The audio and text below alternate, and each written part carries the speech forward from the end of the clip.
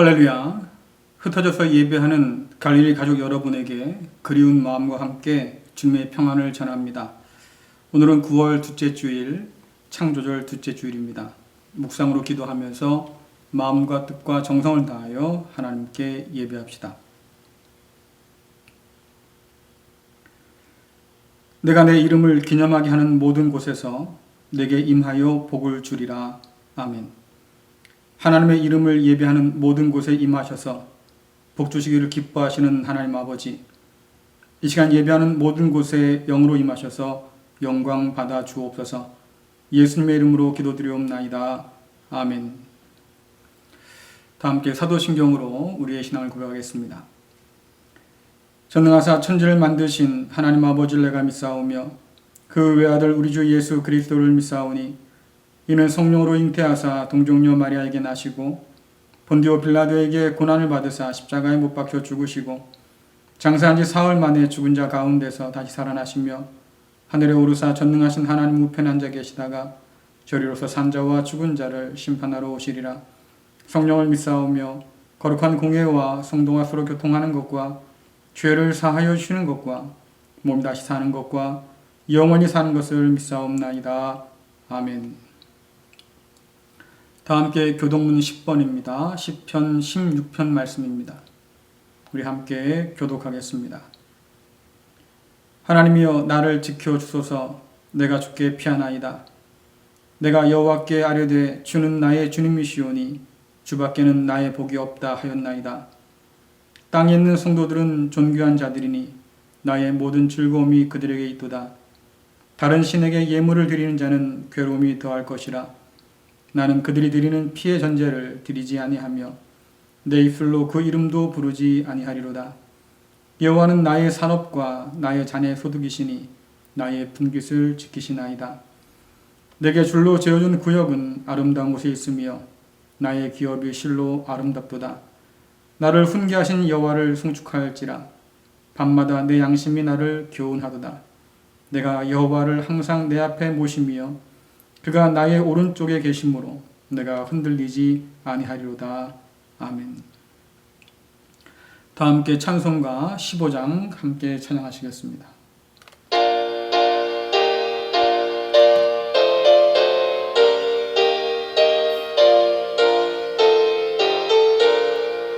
하나님의 크신 사랑 하늘에서 내리사 우리 맘에 항상 계셔 온전하게 하소서. 우리 주는 자비하사 사랑 무한하시니 두려워서 떠는 자를 구원하여 주소서.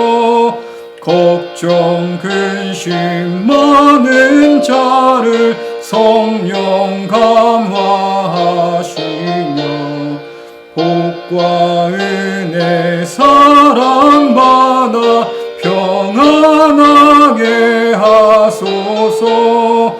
처음과 끝이 되신 주님 항상 인도하셔서 마귀 유혹받는 것을 속히 끊게 하소서.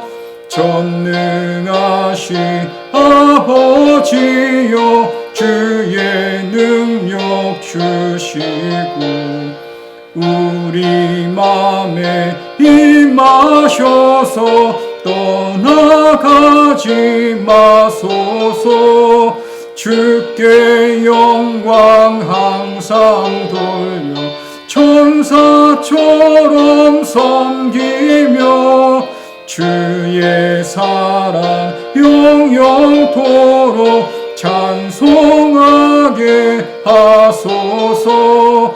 우리들이 거듭나서 흠이 없게 하시고 주의 크신 구원받아 온전하게 하소서. 하소서. 영광에서 영광으로 천국까지 이르러 크신 사랑 감격하여 경배하게 하소서. 아멘. 기도하시겠습니다. 은혜로우신 하나님 아버지, 거룩한 주일을 기억하여 하나님께 예배 드리오니 이 시간 홀로 영광 받아 주옵소서. 하나님의 거룩한 이름을 부르며 예배하는 모든 처소마다 임하여 주셔서 주의 백성들을 어루만지시고 하늘의 위로와 평강을 덧입혀 주옵소서.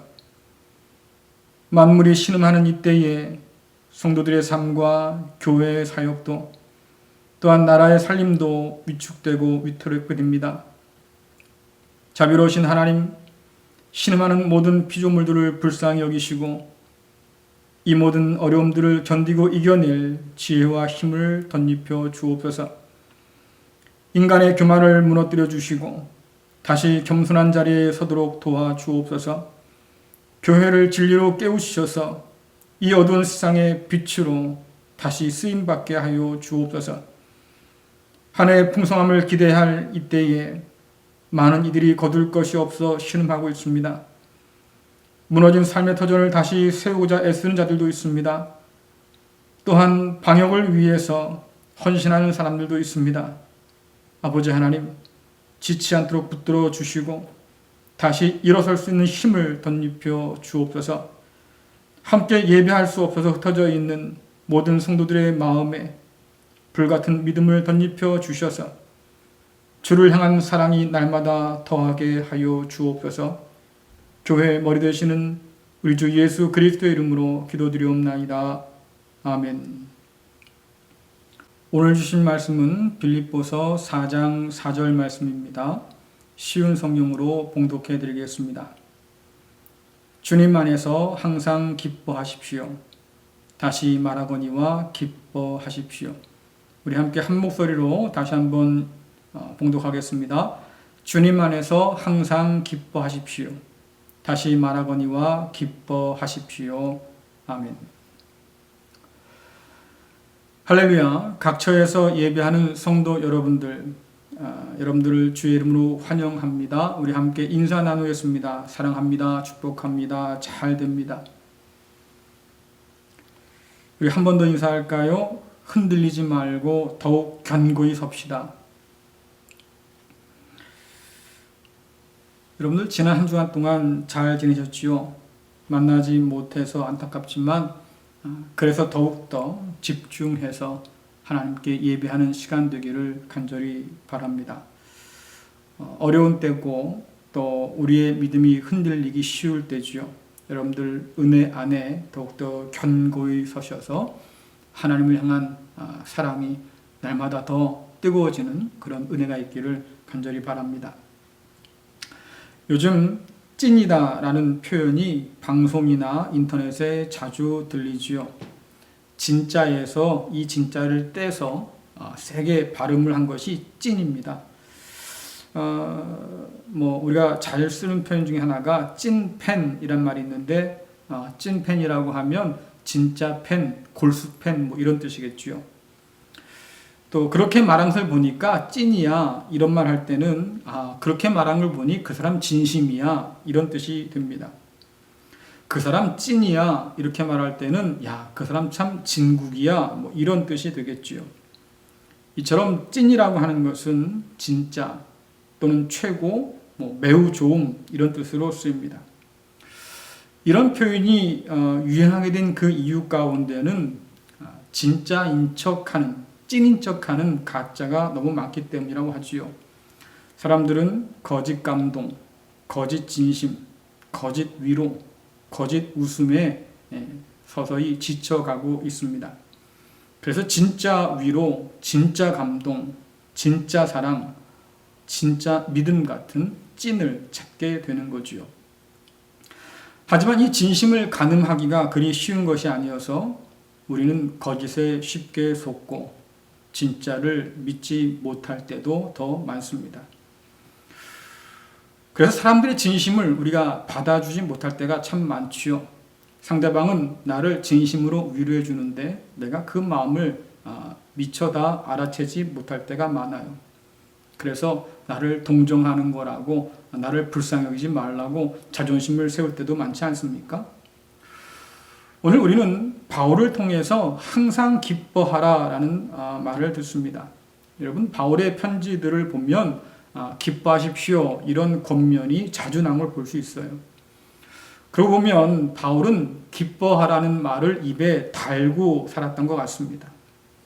그가 그렇게 자주 기뻐하라고 말했다고 하면 그에겐 참 의미가 있는 말일 텐데, 정작 그의 음성을 듣는 우리에게는 식상한 말처럼 들릴 때도 있지요. 특히 요즘처럼 우울한 날이 되면 기뻐하라는 그 말이 그렇게 깊게 와닿지가 않잖아요. 누군가는 이 말을 듣고 벌컥 화를 낼지도 모릅니다. 요즘 마스크를 쓰라고 했다고 말이죠. 주먹을 휘두른 사람들이 있지 않습니까? 그렇게 예민한 사람들이 많아지는 이때에 항상 기뻐하십시오 이렇게 말한다고 하면 아마 발끈할지도 몰라요. 누군 기뻐하고 싶지 않아서 이러고 산 줄 압니까? 요즘 같은 시대에 누가 기뻐할 수 있겠습니까? 기뻐할 일이 없는데 기뻐하다니 무슨 정신 나가는 사람도 아니고 말이지요. 팔자 좋은 사람이야 기뻐할 수 있겠지요. 하지만 나는 그럴 만한 처지가 아닙니다. 이렇게 말하는 사람들도 있을 거예요. 어떤 분들은 항상 기뻐하라는 말을 웃어야 복이 온다 라는 말로 이해할지도 모르겠지요. 행복해서 웃는 것이 아니라 웃어야 행복한다는 말도 있잖아요. 웃는데 돈 드는 것도 아닌데 까짓거 웃지 못할 게 뭐냐? 그래서 그렇게 웃어보기도 할 겁니다.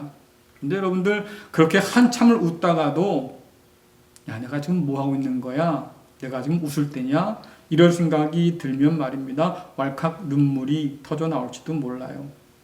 어쨌든 항상 기뻐하라 라는 바울의 말은 오늘날 참 공감하기 어려운 말처럼 들립니다. 요즘 같은 세상에 기뻐할 일이 뭐 있겠습니까? 나오는 게 한숨뿐인데요. 그런데 바울의 사정을 듣고 나면 이런 생각들이 달라질 수도 있습니다. 고개를 끄덕이게 된다고 하기보다는 생각이 더 많아질 수도 있겠지요. 일단 바울의 사정을 알고 나면 바울이 팔자가 늘어지게 좋아서 그런 말 한 거구나 하는 것이 아닌 것을 알게 됩니다. 바울은 우리가 생각하는 것처럼 그렇게 팔자 좋은 사람과는 거리가 좀 먼 사람이지요. 오히려 예수를 만나서 말입니다. 인생의 팔자가 더 드세지고 고달파진 사람 중에 한 사람이에요. 그는 바리새인 중에 바리새인입니다. 히브리인 중에 히브리 사람이지요. 이스라엘 초대 왕을 배출한 베냐민 지파의 사람으로서 학벌도 꽤나 자랑할 만한 명문 학파 출신이에요. 한마디로 말하자고 하면 여러분들 금수저 중에 금수저지요. 또한 태어날 때부터 로마 시민권자였습니다. 예수님을 만나지 않았다고 하면 아마도 그는 존경받는 랍비가 되었을 겁니다. 그의 앞날이 탄탄했겠지요. 바리새인들이 누렸던 그 모든 특권들을 누리면서 사람들의 선망의 대상이 되었을 거예요. 자, 그런데 이런 바울이 말이죠. 예수님 만난 이후에 그의 인생이 흙수저도 그런 흙수저가 없을 만큼 아주 보잘것없는 사람이 되었습니다. 그는 수천 킬로미터를 여행하면서 복음을 전했지요. 그러다가 매도 맞았습니다. 돌에 맞아 죽을 뻔도 했어요. 믿었던 제자에게 배반을 당하기도 했고요. 또한 그가 가르치고 세운 교회 성도들에게 말입니다. 비난받기도 했어요. 예수 믿기 전에 가졌던 모든 것을 다 배설물로 쓰레기로 여겨서 버렸는데 말이지요. 인생이 세상 쓰레기 취급받는 그런 보잘것없는 사람이 되었습니다. 여러분 고린도전서 4장 11절부터 13절 말씀을 함께 읽겠습니다. 지금 이 순간까지 우리는 굶주리고 목마르고 헐벗고 매맞고 집 없이 떠돌아다니면서 우리의 손으로 힘써서 일하였습니다. 우리는 저주를 받았지만 축복해주고 핍박을 당하여도 참고 인내하며 모욕을 당하여도 다정한 말로 대답하였습니다. 바로 이 순간까지 우리는 세상의 쓰레기와 만물의 찌꺼기가 되었습니다. 여러분, 그렇게 고생했다고 하면 우리가 흔히 하는 말로 말입니다. 고생 끝에 낙이 올만도 하잖아요. 그런데 빌립보서를 쓰고 있는 지금 그는 감옥에 갇혀 있습니다. 다 예수님 믿어서 생긴 일이지요. 고통이 이만저만이 아닙니다. 언제 어떻게 될런지 알 수 없는 그런 두려움과 불안이 그의 마음을 사로잡고 있어요. 이런 상황 속에서 바울이 말합니다. 빌립보 교인들에게 말이죠. 여러분들 기뻐하세요. 빌립보서 4장 4절 말씀 같이 읽겠습니다. 주님 안에서 항상 기뻐하십시오. 다시 말하거니와 기뻐하십시오. 여러분, 그냥 지나가는 말로 한 말이 아니에요. 기뻐하되 항상 기뻐하라고 합니다. 그것도 모자라서 말이죠. 2번씩이나 반복해서 꼭 그렇게 해야 한다고 지금 강조하고 있잖아요. 난 감옥에 갇혔으니까 이제 틀렸다. 그러니 너희라도 기뻐하며 살면 좋겠다. 이렇게 말하는 것이 아닙니다. 성도는 무릇 기뻐하는 게 마땅하다고 말이죠. 그렇게 강요한 것도 아니에요. 바울이 보기에 빌립보 교회는 주님 안에서 누릴 기쁨을 잃어버릴 위기에 놓여 있습니다. 그리스도 예수의 마음을 갖지 못한 사람들로 인해서 교회가 분열과 다툼에 휩싸였어요. 그뿐 아니라 이단들의 잘못된 가르침에 마음을 뺏긴 사람들이 교회 안에 있었지요. 이것만도 큰일인데 외부로부터 핍박이 다가오고 있었습니다. 바울은 이 모든 일 가운데서 빌립보 교회가 자신의 믿음을 잘 지켜서 하나님이 주시는 기쁨을 잃지 않기를 지금 바라고 있는 겁니다. 걱정해 주는 것은 좋은데 진짜 걱정해야 할 사람은 바울 아니겠습니까? 그는 지금 감옥에 갇혀 있잖아요. 제코가 속자인 사람이 누구를 지금 걱정한다고 합니까? 그런데 바울이 말하지요. 나도 감옥에서 기뻐하며 살고 있습니다. 여러분들, 과거에 좋았던 때를 회상하면서 말이죠. 나도 한때 그런 기쁨이 있었지. 그렇게 지금 지내고 있는 게 아니에요. 감옥에서 벗어날 그 소망을 바라면서 말이죠. 잠시 입가에 옅은 미소를 지어본 것이 아닙니다. 나는 지금도 일이 어떻게 될지 모르는 이 감옥에서 항상 변함없이 기뻐하고 있으니까 여러분들도 걱정 대신 나와 함께 기뻐합시다 라고 지금 말하고 있는 거예요. 여러분, 너무 고생해서 지금 실수한 겁니까? 더는 소망이 없으니까 지금 자포자기한 걸까요?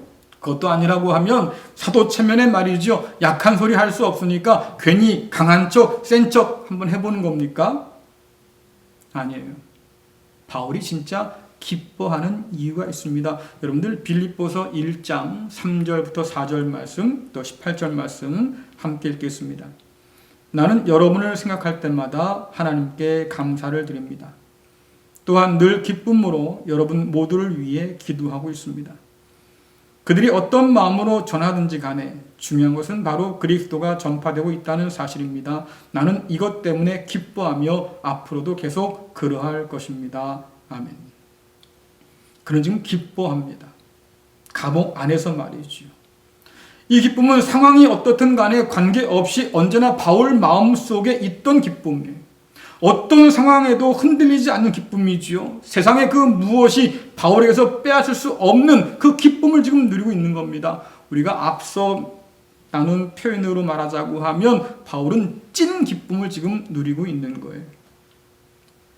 만일 우리가 바울의 상황을 모르고 들었다고 하면 별 시답지 않은 소리 한다고 아마 했을 겁니다. 그런데 감옥에서 말이죠. 내가 항상 기뻐합니다 라고 말한다고 하면, 그리고 그 말이 정말로 진실된 말이라고 하면 시큰둥하던 그런 우리의 자세를 버리고 말이죠. 진지하게 바울에게 물어봐야 돼요. 바울 선생님, 어떻게 당신은 감옥에서든 말이죠. 항상 그렇게 기뻐할 수 있습니까? 그 수많은 고난과 고통 가운데서 어떻게 당신은 그 기쁨을 잃지 않을 수 있습니까? 도대체 당신 누리는 그 찐 기쁨은 어디서부터 얻은 겁니까? 우리가 이 찐 기쁨의 비밀을 알기 위해서는 말이죠, 깊이 생각해야 할 단어가 있습니다. 바로 주 안에서라는 단어예요. 바울은 그냥 기뻐하라고 말하지 않습니다. 항상 기뻐하라고 하지요. 밑도 끝도 없이 말이죠. 그냥 기뻐하라는 게 아니에요. 주 안에서 기뻐하라고 말합니다. 바울이 어떤 상황에서도 의심하지 않았던 것이 무엇입니까? 내가 지금 주님 안에 있다는 거지요. 매를 맞아도 감옥에 갇혀도 바다 위에 난파를 당해도 바울은 여전히 주님 안에 있습니다. 사망의 음침한 골짜기를 걸어가도 바울은 주님 안에 있습니다. 낙심하고 절망할 수밖에 없는 상황 그조차도 바울은 주님 안에 있다고 고백하고 있습니다. 여러분, 주 안에라는 말은 우리가 누구인지 끊임없이 상기시켜주는 말이에요. 우리는 우리 자신을 다른 사람과의 관계를 통해서 발견하잖아요. 예를 들자고 하면 부모와의 관계 속에서 우리는 자신을 아들 혹은 딸로 인식합니다. 주변의 이웃이나 친구와의 관계를 통해서 나 역시 그들의 이웃이 되고 그들의 친구가 되지요. 직장이란 관계 속에서 나는 특정한 직급을 가진 사람이 되기도 하고 그렇기 때문에 다른 직장 동료들을 만나기도 합니다. 우리 중에 그 누구도 스스로 자신이 누구인가를 결정할 수 있는 사람은 없어요. 나는 나다라고 말할 수 있는 것은 다른 사람이 있기 때문이지요.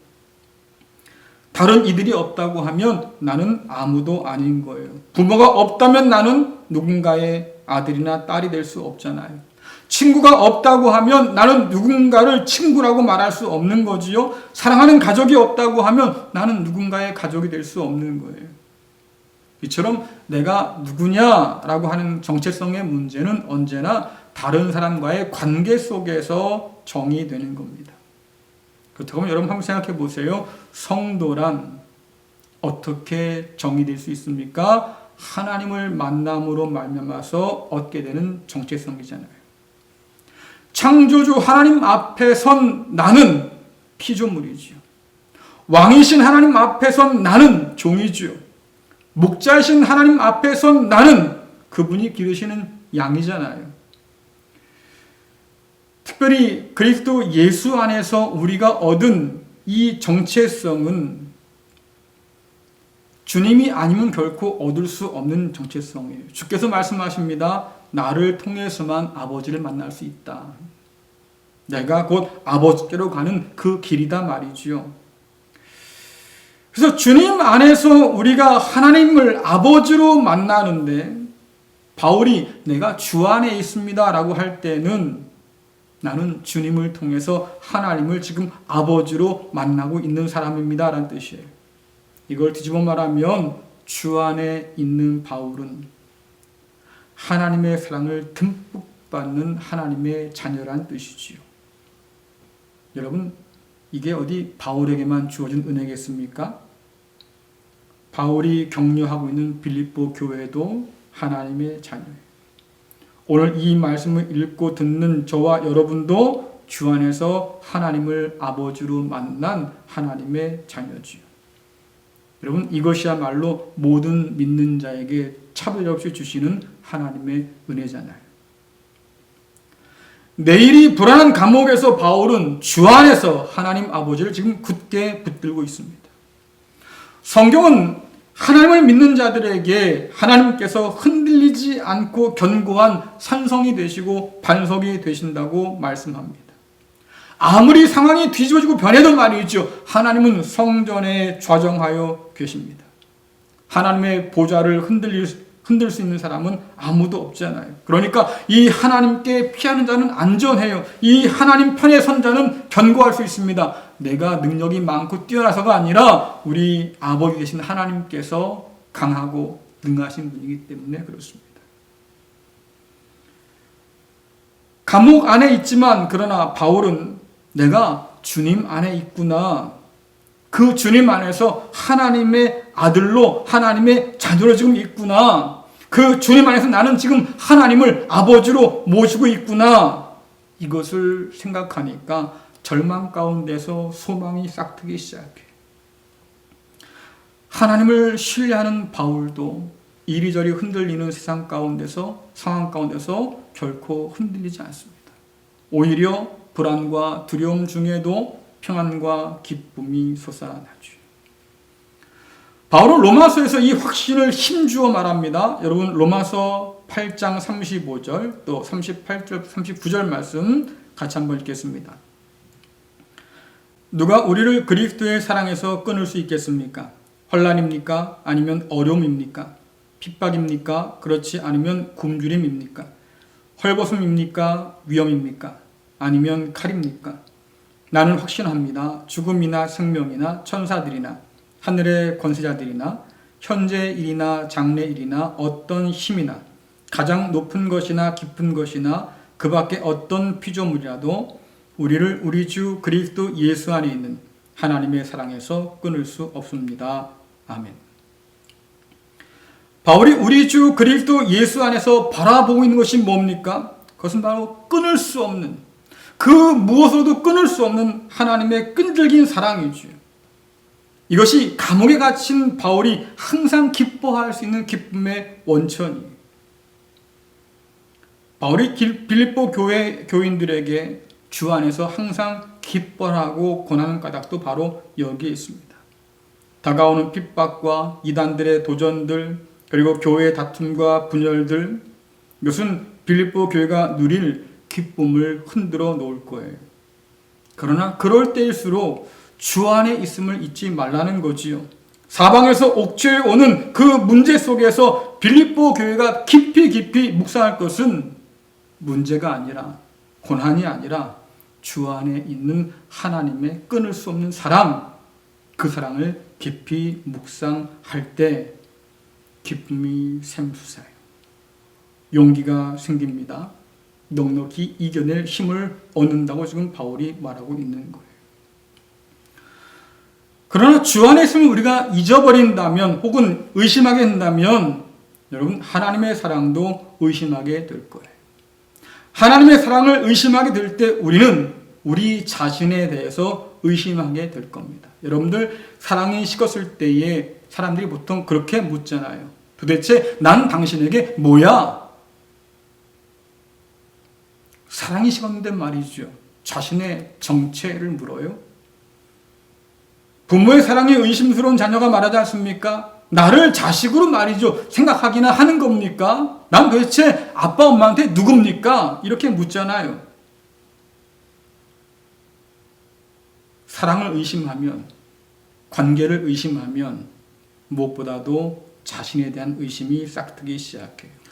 반대로 상대에 대한 분명한 확신이 있는 사람은 자신을 의심하지 않습니다. 부모의 사랑을 확신하는 사람은 내가 부모의 사랑받는 자녀인 것을 의심하지 않지요. 남편이나 아내의 사랑을 의심하지 않는 사람은 내가 사랑받는 남편 혹은 사랑받는 아내라는 사실을 의심하지 않습니다. 친구와의 관계 속에서 말입니다. 그 친구를 분명하게 믿는 사람은 그 친구도 나를 분명히 믿을 것이라고 그렇게 확신하게 되지요. 바울이 빌립보 교회에게 궁금한 것도 바로 그겁니다. 주님 안에서 얼마나 하나님을 믿고 있는가, 얼마나 하나님을 단단히 붙들고 있는 걸까. 여러분 빌립보서 2장 1절을 함께 읽어보겠습니다. 그리스도를 믿는 것이 여러분에게 힘이 되고 있습니까? 그리스도의 사랑으로 위로를 받고 있습니까? 성령 안에서 서로 교제하며 친절과 동정을 베풀고 있습니까? 여러분 어떠셔요? 이 질문을 우리에게도 한번 던져보세요. 우리가 주 안에서 하나님과 함께 있다는 것이 힘이 됩니까? 우리가 주 안에서 말이죠. 하나님의 자녀라는 사실이 위로가 됩니까? 요즘 코로나 블루라는 말이 유행입니다. 코로나 때문에 우울증이 생긴 거예요. 행동이 제약을 받고 삶의 일상이 이전 같지 않잖아요. 언제 끝날지 모르는 이 일로 인해서 사람들이 불안해지기 시작했습니다. 그래서 우울해지기 시작했다고 그러죠.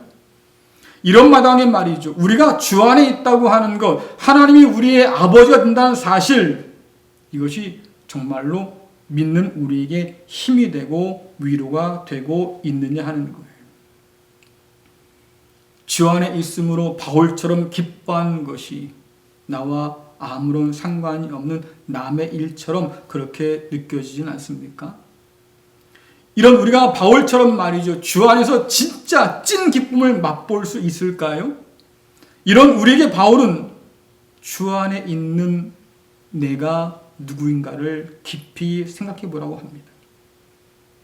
우리가 하나님을 믿는다고 하면 우리 자신에 대해서 무엇을 확신할 수 있을까요? 우리는 종종 최악의 경우를 상상하면서 우울해집니다. 그러나 성경에 보니까 하박국은 좀 달랐어요. 여러분 하박국 3장 17절부터 19절 말씀 같이 읽겠습니다. 무화과 나무에 무화과가 없고 포도나무에 포도가 없고 올리브 나무에 거둘 것이 없고 밭에 거둘 곡식이 없으며 우리의 양이 없고 외양간에 소가 없더라도 나는 여호와 때문에 기뻐하겠습니다.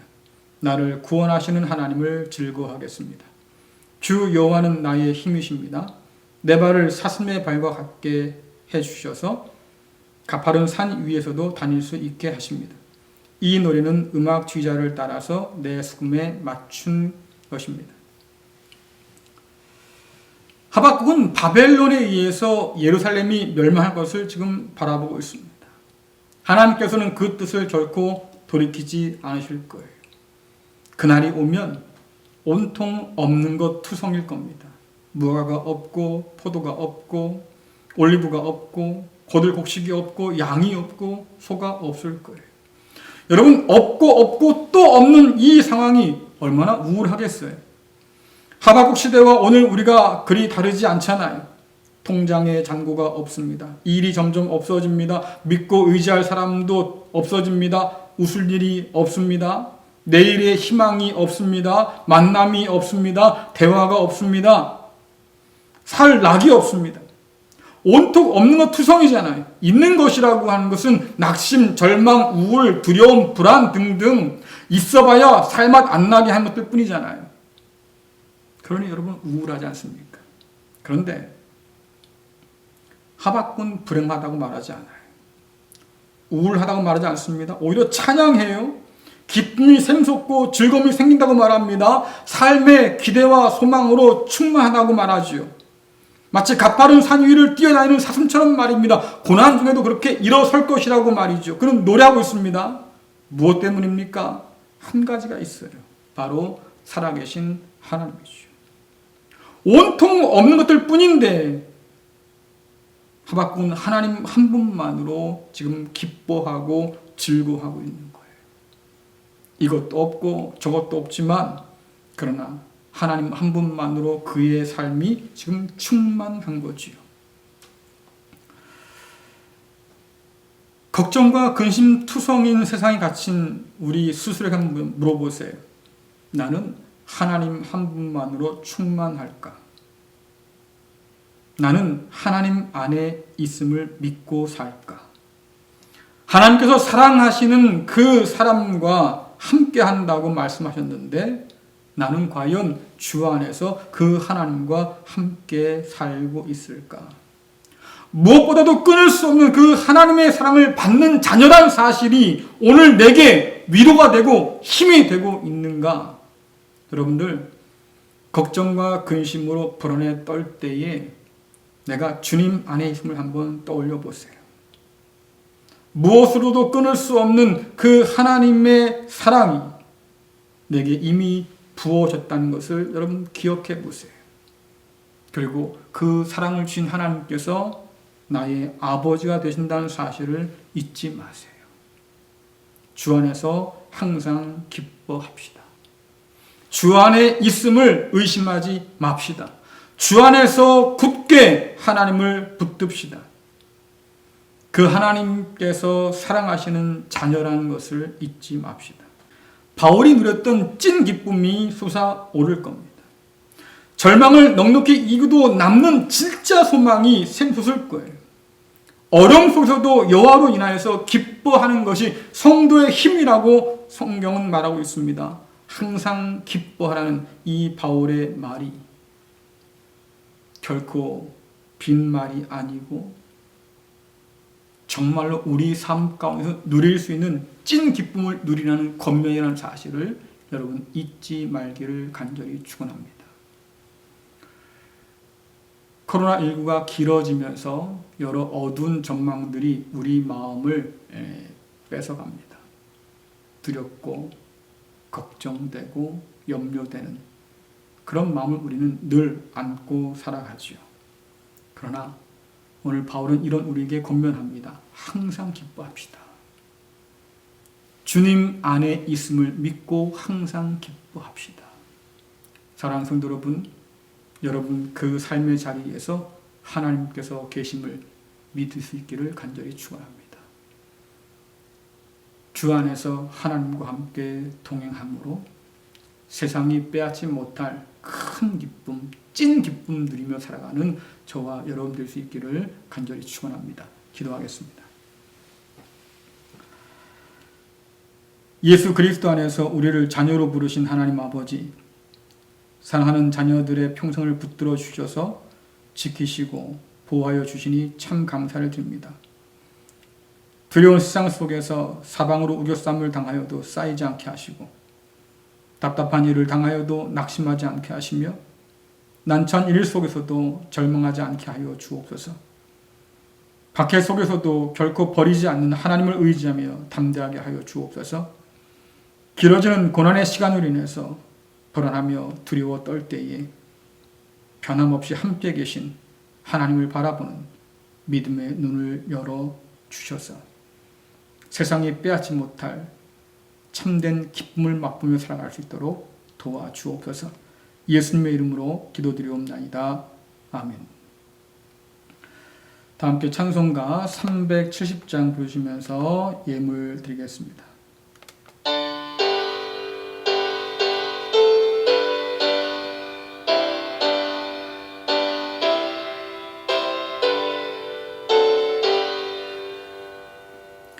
주 안에 있는 나에게 딴 근심이 있으랴.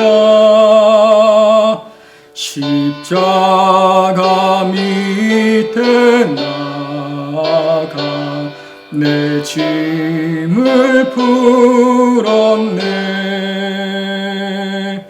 주님을 찬송하면서 할렐루야 할렐루야. 내 앞길 멀고 험해도 나 주님만 따라가리. 그 두려움이 변하여 내 기도 되었고 전날의 한숨 변하여 내 노래 되었네. 주님을 찬송하면서 할렐루야 할렐루야. 내 앞길 멀고 험해도 나 주님만 따라가리. 내 주는 잠이 하셔서 늘 함께 계시고 내 궁핍함을 아시고 늘 채워주시네.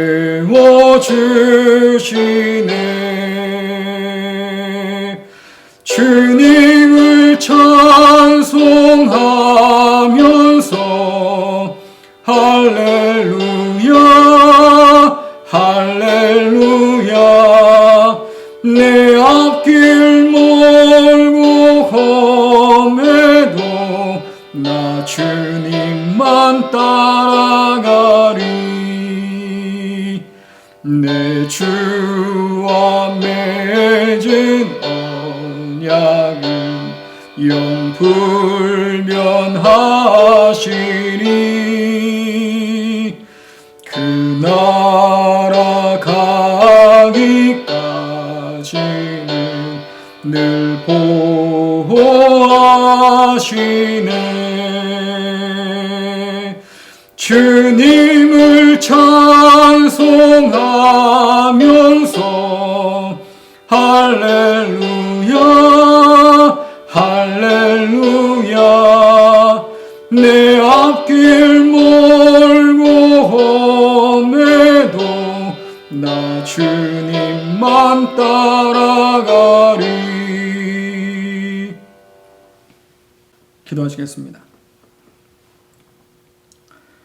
만물의 주관자가 되신 하나님 아버지, 많은 비와 강한 바람을 견딘 논과 밭의 작물들이 아름다운 결실을 맺는 가을입니다. 여느 때와 같이 풍성함을 기대하기 어려운 때지만 그래도 견딘 모든 것들이 아름다운 결실을 얻게 하시니 참으로 감사를 드립니다. 이 고난 속에서도 돌보시고 공급하신 하나님의 놀라운 은혜를 감사하면서 이 시간 귀한 예물을 올려드립니다. 하나님 기쁘게 받아 주옵소서. 드린 모든 주의 백성들을 기억하여 주셔서 하늘문을 여시고 풍성하게 채워 주옵소서. 예수님의 이름으로 기도드리옵나이다. 아멘. 네, 어려운 시기입니다. 여러분들 드린 예물은 온라인으로도 드릴 수 있습니다. 여러분 기억하여 주시면 감사하겠습니다. 특별한 광고는 없고요. 갈릴 가족들도 어려움 중에서 모두 평안히 지내고 있습니다. 혹여 어려움이 생긴 가족들은 저에게 꼭 연락해 주시기를 부탁드리겠습니다. 코로나19 확산으로 비대면 예배가 계속 이어지고 있습니다. 일단 9월 20일까지 비대면 예배로 드려야 할 것 같습니다. 다시 대면 예배가 가능해질 때에 문자나 그 밖에 수단을 통해서 여러분께 안내해 드릴 겁니다. 나와 남을 위한 방역에 최선을 다해 주시기를 부탁드리고요. 다시 만나는 그때까지 늘 건강하시기를 간절히 기도합니다. 이 시간 찬송가 560장 3절만 부르시겠습니다.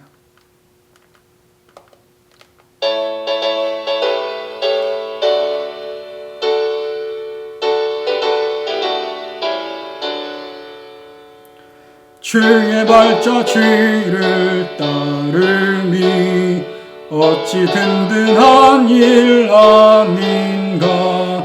마음의 두려움은 사라져 새로운 힘 솟는 나.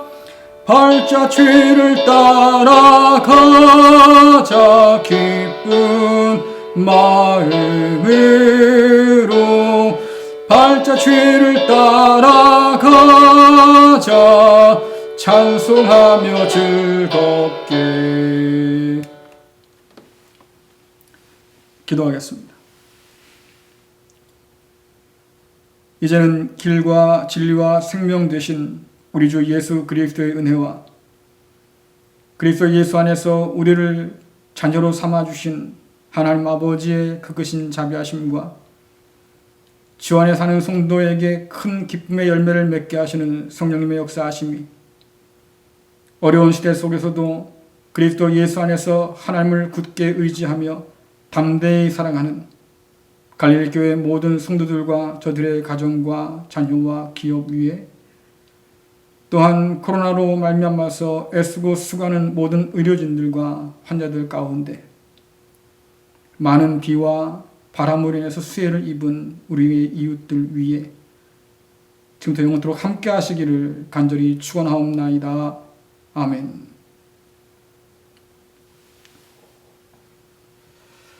네, 여러분 마치겠습니다. 한 주간도 주님 안에서 평안하시고 또 하나님을 향한 우리의 마음이 더욱더 뜨거워질 수 있기를 간절히 기도합니다. 감사합니다.